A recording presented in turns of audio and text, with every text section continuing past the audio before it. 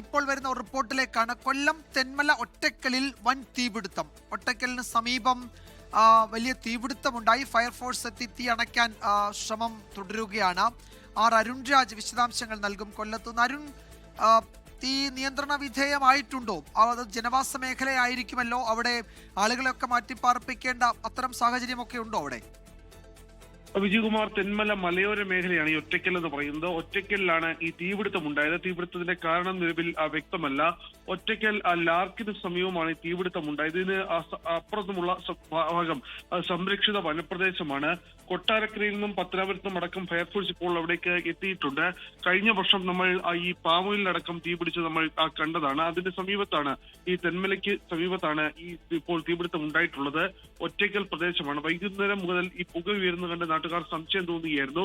തുടർന്ന് ഈ നാട്ടുകാരുടെ നേതൃത്വത്തിൽ അവിടെ പരിശോധന നടത്തിയപ്പോഴാണ് തീ വളരെ തോതിൽ താഴെ നടക്കം മുകളിലേക്ക് വരുന്നത് കണ്ടത്. ഇപ്പോൾ ഈ തീ അണയ്ക്കാനുള്ള ശ്രമം തുടരുകയാണ്. ഫയർഫോഴ്സിന് അവിടേക്ക് എത്തിച്ചേരുന്നതിനുള്ള സാങ്കേതികപരമായ ബുദ്ധിമുട്ട് ഉണ്ട് നിലവിൽ. പ്രത്യേകിച്ച് തീ കാറ്റാണ്. മറ്റൊന്ന് ഈ രാത്രിയാണ്. പലയിടത്തും അവിടേക്ക് ഇറങ്ങിച്ചെല്ലുന്ന ഈ രക്ഷാപ്രവർത്തനം നടത്തുക, തീ പൂർണ്ണമായി അണയ്ക്കുക എന്നത് സംബന്ധിച്ച് ഫയർഫോഴ്സിനെ സംബന്ധിച്ച് വലിയ വെല്ലുവിളി ഉയർത്തുന്നുണ്ട്. ഏതായാലും തീ അണയ്ക്കാനുള്ള ശ്രമം ഇപ്പോഴും തുടരുകയാണ്. ഈ ജില്ലയുടെ വിവിധ ഇടങ്ങളിൽ നിന്ന് കൂടുതൽ ഫയർഫോഴ്സ് യൂണിറ്റുകൾ ഇപ്പോൾ ഒറ്റയ്ക്കൽ ഈ ലാർക്കിന് സമീപത്തേക്ക് എത്തിച്ചേരുകയാണ്. അരുണ, ഇത് പത്തനാപുരത്ത് നിന്ന് അവിടേക്ക് ഫയർഫോഴ്സ് യൂണിറ്റുകൾ എത്തണമെന്നാണ് മനസ്സിലാക്കാൻ കഴിയുന്നത്. അവിടെ അതിന് കൂടുതൽ സമയമെടുക്കുമോ? അവിടെ ഫയർഫോഴ്സ് എത്തിയാൽ തന്നെ അവർക്ക് വേഗം ഈ മേഖലയിലേക്ക് എത്തി തീ അണയ്ക്കാൻ കഴിയുന്ന ഒരു സാഹചര്യമുണ്ടോ? ഇത് കാറ്റ് അനുകൂലമാണ്, തീ ആളിപ്പടരാൻ സാഹചര്യമുണ്ട്, രാത്രിയാണ്, വനപ്രദേശമാണ്, അങ്ങനെ പരിചിതമായ ഒരു ഭൂമിശാസ്ത്രമായിരിക്കണമെന്നില്ല. അപ്പോൾ ഫയർഫോഴ്സ് എത്തിയാലും വേഗം അവർക്ക് ഇത് നിയന്ത്രണ വിധേയമാക്കാൻ കഴിയണമെന്നില്ല. അത്തരമൊരു സാഹചര്യമുണ്ട് അവിടെ, അല്ലേ? തീർച്ചയായും ഒരു റഫ് ടെറൈനാണ്, പ്രത്യേകിച്ച് ഒരു സ്ലൈഡിംഗ് ഏരിയ കൂടിയാണത്. അവിടേക്ക് എത്തിച്ചേരുക എന്നുള്ളത് വളരെ വളരെ റിസ്ക് ഉള്ള ഫാക്ടറാണ് വിജയകുമാർ. പ്രത്യേകിച്ച് ഒരു വലിയ രീതിയിൽ അത് ഒരു ഭൂപ്രകൃതി അടക്കം അവിടേക്ക് ഫയർഫോഴ്സിന് മുകളിലേക്ക് എത്തുന്നതിനടക്കം വലിയ തടസ്സമുണ്ട്. നമ്മൾ പലപ്പോഴും ഈ വാർത്താ ശേഖരണത്തിന്റെ ഭാഗമായി ഈ പ്രദേശങ്ങളിലടക്കം പോകുമ്പോൾ നമുക്ക് കാര്യം മനസ്സിലായിട്ടുള്ളതാണ്. പക്ഷേ ഈ രാത്രികാലങ്ങളിൽ അവിടേക്ക് ഈ ഗതാഗത സംവിധാനം അടക്കം എങ്ങനെ എത്തിക്കും എന്ന് സംബന്ധിച്ച് ഇപ്പോഴും ഫയർഫോഴ്സിനുള്ള ഒരു ആശങ്ക നിലനിൽക്കുന്നുണ്ട്. പത്തനാപുരത്ത് നിന്ന് ഇപ്പോൾ കൊട്ടാരക്കരയിൽ നിന്നും കൂടുതൽ ഫയർഫോഴ്സിനെ ഇപ്പോൾ ഈ സ്ഥലത്തേക്ക് വിളിപ്പിച്ചിട്ടുണ്ട് എന്നുള്ളതാണ് ജില്ലാ ഫയർഫോഴ്സ് ഓഫീസിൽ നിന്ന് വ്യക്തമാകുന്നത്. തെന്മല ഒറ്റക്കലിൽ ഉണ്ടായ തീപിടുത്തം അത് വലിയ തോതിൽ വ്യാപിക്കുന്നു. കാരണം വലിയ കാറ്റ്, ഈ മലയോര മേഖലയാണ്, അത്തരത്തിൽ കാറ്റ് ഒരു ഭാഗത്ത് നിന്ന് ഉണ്ടാകുന്നുണ്ട്. അത് തമിഴ്നാട് അതിർത്തിയോട് ചേർന്ന ഭാഗമാണ്.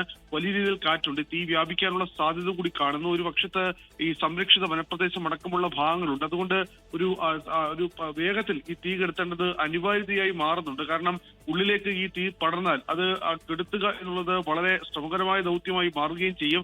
കഴിഞ്ഞ വർഷം ഇതേ സമയത്താണ് നമ്മൾ തന്നെ റിപ്പോർട്ട് ചെയ്തൊരു വാർത്തയുണ്ടായിരുന്നു. ഈ പുനലൂര് ഈ തെന്മലയ്ക്ക് സമീപമാണ് ഈ ഭാഗത്ത് തീപിടുത്തം ഉണ്ടായത്. അത് 2 ദിവസം അത് പൂർണ്ണമായും തീകെടുത്താൻ വേണ്ടി വന്നു. അതേ അവസ്ഥയിലേക്കാണ് ഇപ്പോൾ കാര്യങ്ങൾ എത്തുന്നത്. ഒരുപക്ഷെ അത് ഫയർഫോഴ്സിനെ സംബന്ധിച്ച് അവിടേക്ക് ഉൾക്കാട്ടിലേക്ക് എത്തിച്ചെന്നാൽ ഒരുപക്ഷെ അത് വലിയ തോതിൽ ആശ്വാസകരമാകും. എന്തായാലും ഈ വാച്ചർമാരുടെയും അടക്കം സേവനം ക്രമീകരിച്ചുകൊണ്ട് ഈ തീ കൂടുതൽ സ്ഥലങ്ങളിലേക്ക് പടരാതിരിക്കാനുള്ള ശ്രമമാണ് ഇപ്പോൾ ഫയർഫോഴ്സ് നടത്തുന്നത്. ഒറ്റക്കൽ ലാർക്കിന് സമീപമാണ് ഇപ്പോൾ തീ പിടിച്ചിട്ടുള്ളത്. ഈ ദൃശ്യങ്ങൾ കൊല്ലം തെന്മല ഒറ്റക്കലിൽ നിന്നുള്ളതാണ്. വലിയ തീപിടുത്തമാണ് അവിടെയുള്ളത്. അത് തീ അണയ്ക്കാനുള്ള ശ്രമങ്ങൾ തുടരുന്നതേ ഉള്ളൂ. പത്തനാപുരത്തു നിന്നും കൊട്ടാരക്കരയിൽ നിന്നും കൂടുതൽ ഫയർഫോഴ്സ് യൂണിറ്റുകൾ അവിടേക്ക് എത്തുന്നതേ ഉള്ളൂ. അവിടെ എത്തിയാലും അത് തീ നിയന്ത്രണ വിധേയമാക്കുക അത്ര എളുപ്പമല്ല. കാറ്റുണ്ട്, രാത്രി സമയമായതുകൊണ്ട് അവിടെ എത്തിപ്പെടലും അത്ര എളുപ്പമല്ല. പ്രദേശവാസികളുടെയൊക്കെ സഹായത്തോടെ നിയന്ത്രണ വിധേയമാക്കാൻ കഴിയുമോ എന്ന് ഫയർഫോഴ്സ് ഒക്കെ പരിശോധിച്ചു വരികയാണ്. അത് കാട്ടിലേക്കൊക്കെ തീ പടരാനുള്ള സാധ്യതയുണ്ട് എന്ന വിവരം കൂടി വരുന്നുണ്ട്. അരുൺ രാജാണ് വിശദാംശങ്ങൾ നൽകിയത് കൊല്ലത്ത്. ലോകത്തെവിടെയായാലും ഏത് സമയത്തും 24 വാർത്തകളും ഓഗ്മെന്റഡ് റിയാലിറ്റി പാക്കേജുകളും എക്സ്പ്ലെയിനറുകളും വിശദമായി കാണാൻ ഞങ്ങളുടെ യൂട്യൂബ് ചാനൽ നിങ്ങൾക്ക് സബ്സ്ക്രൈബ് ചെയ്യാം.